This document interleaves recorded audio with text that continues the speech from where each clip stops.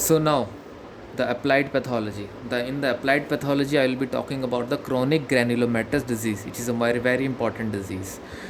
Some points about it. It is a X-linked recessive disease. It will be transmitted in a fashion of X-linked recessive manner, and the actual pathology lying under this disease is there is a deficiency of NADPH oxidase. NADPH oxidase is an enzyme, membrane bound oxidase enzyme, which is found on the membrane of the neutrophil.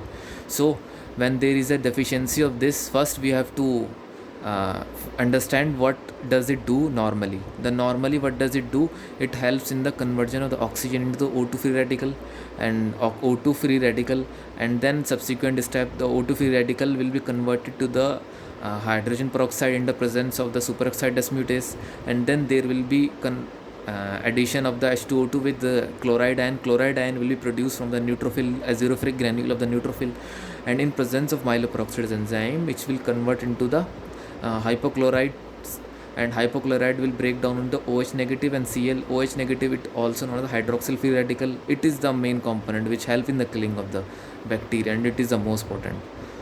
And this system of killing, MPO system, this is known as MPO halide system, myeloperoxidase halide system for killing of the bacteria. It is bactericidal. Now what happened? There is an NADPH oxidase deficiency. NADPH oxidase deficiency, there will be no formation of this O2 free radical. O2 free radical, then there will be no formation of the hydrogen peroxide, no formation of hydrogen peroxide, then there will be no formation of the hypochlorite, no formation of hypochlorite, then there will be no formation of the hydroxyl ion, which helps in the killing of the bacteria, and which is the most potent for your reactive oxygen species.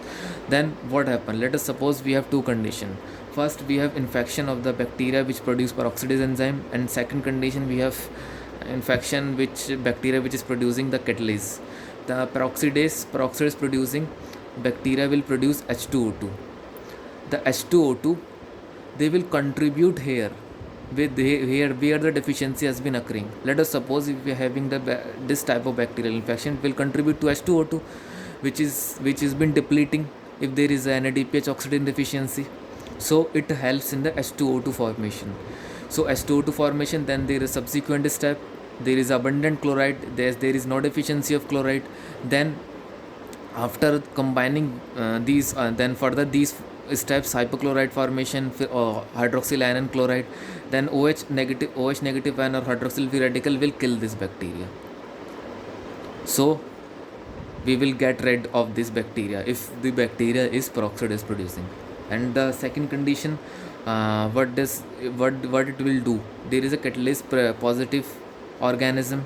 If there is a catalase producing organism, catalase positive organism, then it will produce the catalase. Catalase, what does it do? Catalase will cause the conversion of the H2O2 into water. So it will deplete the amount of the H2O2 or H2O2.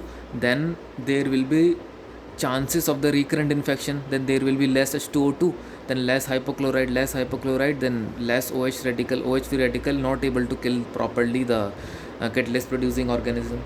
So the name of that organism which produce catalase is Staph aureus, Staphylococcus aureus. So in this, there will be recurrent infection in this type of bacterial infection, Staph aureus type of infection, which is a catalase positive organism. There will be recurrent infection because it is a catalase producing organism. Then coming to the diagnosis is very easy. For the diagnosis, we have certain chemicals for diagnosis of the chronic granulomatous disease. For this catalase producing organism, catalase positive organism or catalase producing organism, actually it is a microorganism. There is a name of the test name is NBT. NBT stands for nitro blue tetrazolium test. What is the principle of this test? The main principle of this test is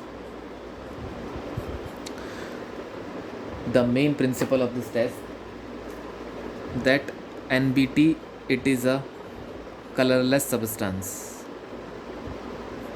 On undergoing the oxidation presence of certain oxidizing agent, it will turn blue. So what happen? We take neutrophil of patient and we react it with NBT, and then we observe under microscopy,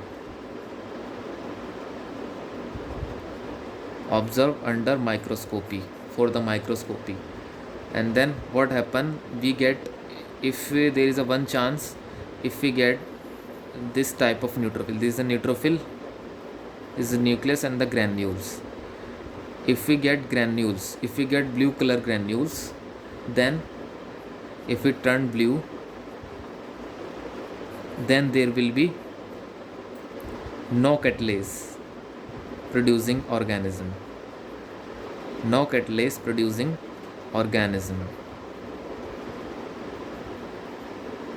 On the other hand, if it doesn't turn blue, then catalase producing organism will present.